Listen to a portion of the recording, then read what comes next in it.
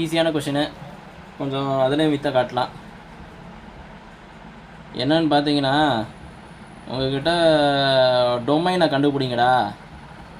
டொமைனா நம்ம ஃபங்க்ஷனில் இருக்கும் பார்த்தீங்களா, அந்த டொமைனை கண்டுபிடிக்கிறா அப்படின்னு சொல்லிட்டாங்க.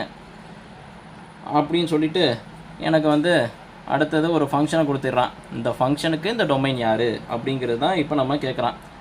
என்னென்னு பார்த்தீங்கன்னா, உங்கள் ஃபங்க்ஷன் வந்து சைன் இன்வெர்ஸில் கேட்குறான். அப்போது சைன் இன்வெர்ஸை பொறுத்த வரைக்கும் உங்களுக்கு என்ன, இது வந்து சைன் இன்வெர்ஸ் ஃபங்க்ஷன் தானே. F2ங்கிறது வந்து என்ன, இதை பொறுத்த வரைக்கும் பார்த்தீங்கன்னா உங்களுக்கு வந்து டொமைன் கண்டுபிடிக்க சொல்லியிருக்கான். ஃபைண்ட் த டொமைன் அப்படின்னு சொல்லிட்டு கண்டுபிடிக்கிருக்கான். எனக்கு ஒரு ஃபங்க்ஷன் கொடுத்துருக்கான், இங்கே ஒரு ஃபங்க்ஷன் கொடுத்துருக்கான். எனக்கு பார்த்தீங்கன்னா இது வந்து சைன் இன்வெர்ஸ். நமக்கு நார்மலாகவே தெரியும், நமக்கு வந்து ஃபங்க்ஷன் வந்து சைன் இன்வெர்ஸாக இருந்துச்சுன்னா நமக்கு டொமைன் என்னவாக இருந்திருக்கும் அப்படின்னு பார்த்தீங்கன்னா -1லேருந்து +1க்குள்ளே இருந்திருப்பான். உங்களுக்கு -π/2லேருந்து +π/2க்குள்ளே இருந்திருப்பான். இது வந்து நம்ம சைன் ஃபங்க்ஷன் எக்ஸு வந்து இங்கே கான்ஸ்டண்ட்டாக உள்ளே இருந்துச்சுன்னா நமக்கு பிரச்சனை கிடையாது. இது உங்களுக்குள்ள இந்த ஒரு பர்டிகுலர் வேல்யூ கொடுத்துட்டு எனக்கு அதுக்கான டொமைன் என்னவோ இதாக தான் இருக்கும். இந்த டொமைனு அப்போ இந்த நேரத்தில் எப்படி இருந்திருக்கும், இப்போ -1 to +1 அதான் அந்த ஒரு இன்ட்ரோவில் இருந்திருக்கும். இப்போ இந்த ஒரு எக்ஸு மாற்றும் போது அப்போது நம்ம டொமைன் எப்படி இருந்திருக்கும் அப்படிங்கிற விஷயந்தான் இந்த கொஷினில் கேட்டிருக்கான்.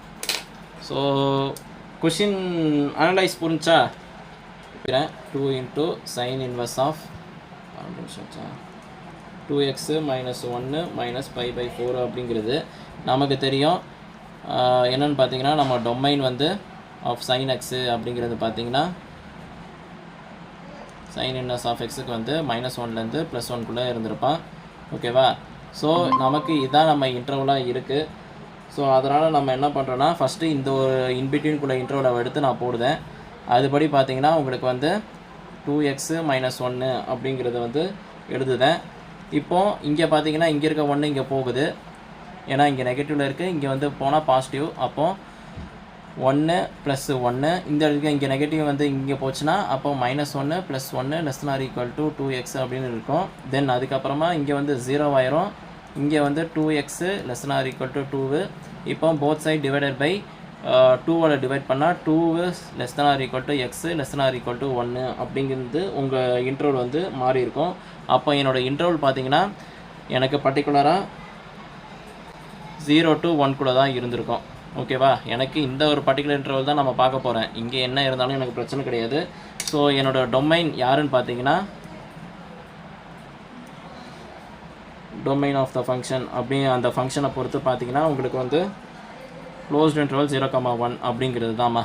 ஓகேவா? புரிஞ்சா?